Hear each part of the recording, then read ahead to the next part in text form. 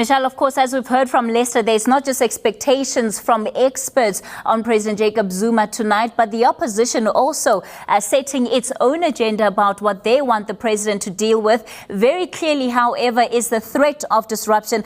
Is Parliament confident that this year they'll be able to deal with things much better than they had last year when things erupted into chaos?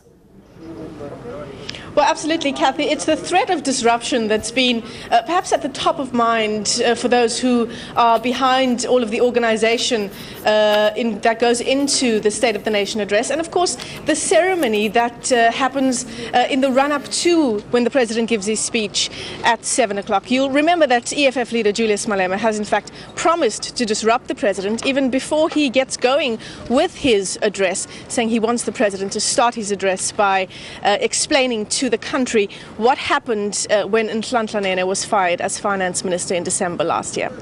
Of course, the ceremony leading up to the president's speech, though, that kicks off at around 5 o'clock. Let's get some more on that from the Deputy Speaker of the National Assembly, Lechesa Tsenoli. Thank you for your time this afternoon, sir. Several elements planned, among them the 21-gun salute. We've got the fighter jets that will be flying overhead. What's the significance of each of these elements?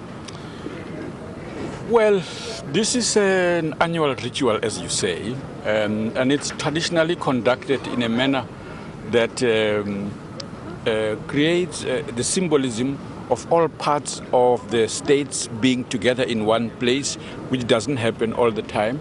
And so it is to symbolize that as a platform on which we were preparing to hear the most significant address in the country's political calendar, which becomes the basis for serious political debate in the House, including as a platform to lay the foundation for a later debate of the budget that is linked to the State of the Nation address.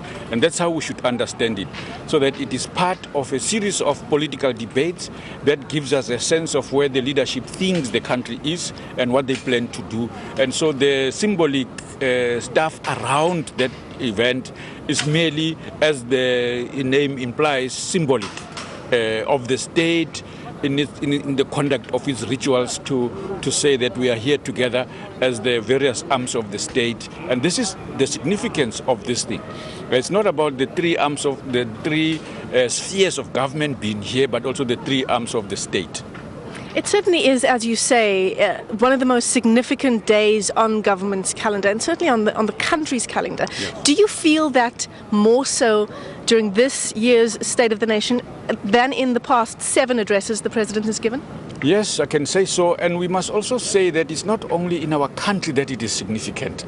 South Africa is a very important country in the region, in the continent, and in world politics.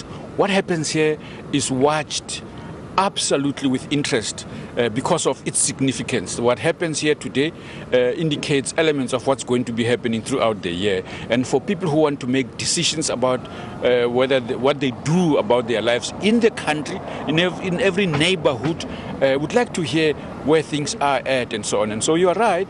The significance, this one in particular, is also because of the state of the economy, the global economy and how it affects us, but also the levels of poverty, unemployment and inequality that we are confronting in our country still 21 years over. That makes it the most significant. Of course, the other political developments that took place, as you outlined, also makes it that significant as well. Now, disruptions are at the top of mind for many people who are wondering just how it will unfold during this joint sitting. It seems, though, that both the National Council of Provinces and the National Assembly believe that they have it under control.